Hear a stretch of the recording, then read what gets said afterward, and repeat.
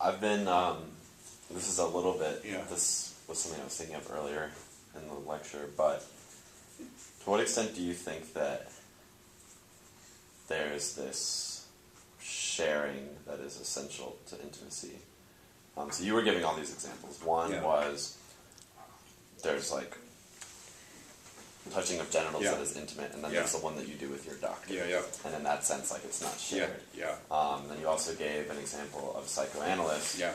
who might be really good Yeah. at helping you process certain Yeah. intimate feelings, but he's not being intimate, and Yeah. so there's nothing there. Yeah. But then you gave this other example where there's this certain like intimacy in reading a book, Uh-huh. and that doesn't seem shared necessarily. And I was wondering if that's, do you think of intimacy as something that like really must be shared, or? Yeah, that's good. That's a good question. I think there are intimate relations that we can have with things that are not people. Okay. So I might say intimacy is two-way intimate relations. So part of the thing we want to say about the doctor or the psychoanalyst is that while there's a way in which you're being intimate, the psychoanalyst isn't. And so hence, what happens is, this is one of the reasons why analysts aren't supposed to have romantic relations with their patients. That seems to put them, that seems to make operative, so to speak, their own inner lives in a way that's inappropriate to registering and treating another. Teaching and learning are intimate activities too, but there are kinds of intimacy, kinds of things that what's wrong or would violate some of the same. Yeah, and it's part of when we want to say what's wrong with incest is, right, it's not all incest is bad, but the kind we typically think of, which is an older parent and a much younger child, part of what's wrong with it is that the adult brings into play on the child a mass of material that the child is in no position to process or do anything with, and at the same time is complexly confusing about what the role of that other person is. Right? These are all, there are all sorts of other things that are wrong, but one of the things that's wrong, we talk about a betrayal of trust or something like that. That's part of what we're trying to articulate, I think. So yeah, I think that, so here's the way I put it. Sometimes we're thinking of intimacy, here are two people who are having an intimate relationship with one another, and sometimes we want to configure that simply that way, right? I don't know what that's, I take that away. I got mixed up in what I was drawing there. But a different one is that they're both tied up in another thing.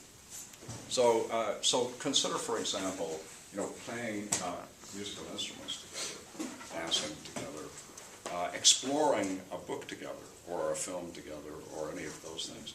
It may not be so much that the direction is this way. It's rather that in interacting with this third thing together, we're also understanding the fine structure of one another's response to it. And sometimes the nature of the disclosures that go just backwards and forwards, like you tell me yours, I'll tell you mine, that kind, are not really all that important. I'll give an example. So traditional relations. My grandfather, my maternal grandfather and grandmother seemed to me to be in lots of ways an ideal kind of couple. It was fun to be around them.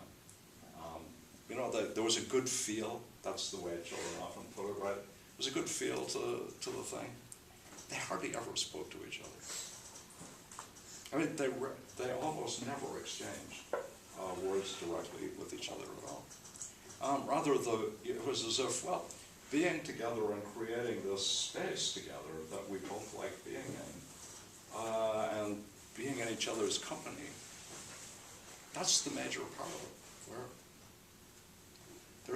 We're not disclosing. We've been together a long time. I'm sort of going to disclose now, right? But I think that sometimes it really you don't want to over-intellectualize what intimacy is. Sometimes it's simply that kind of trust and caring right? And in fact, I asked my aunt, I said, well, they never talk to each other. What is that about? And she said, oh yeah, but if anything happened, if anything goes wrong for one, then you watch what the other one does, right?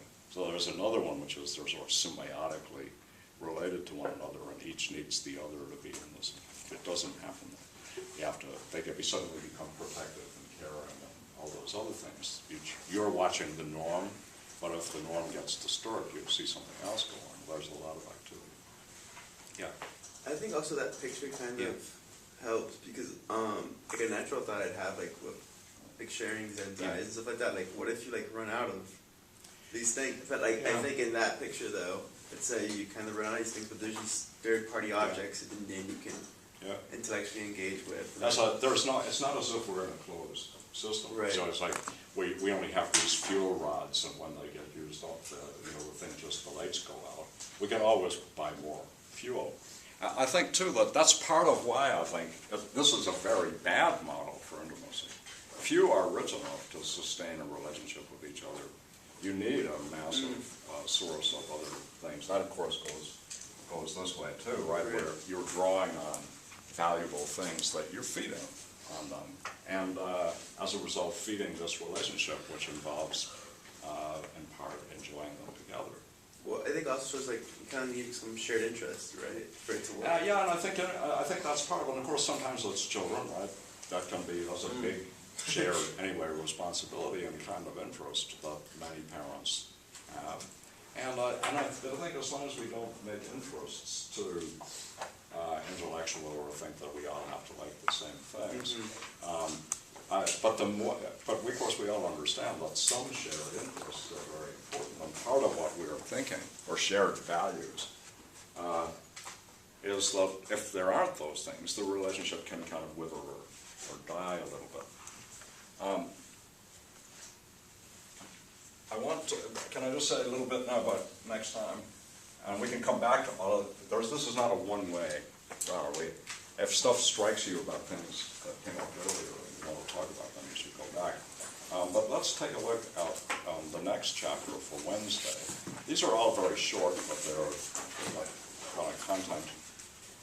Jealousy, perversity, and other liabilities of love. Let's take a look at that for Wednesday. And whatever you have a pile of questions, bring them in and try to work on them.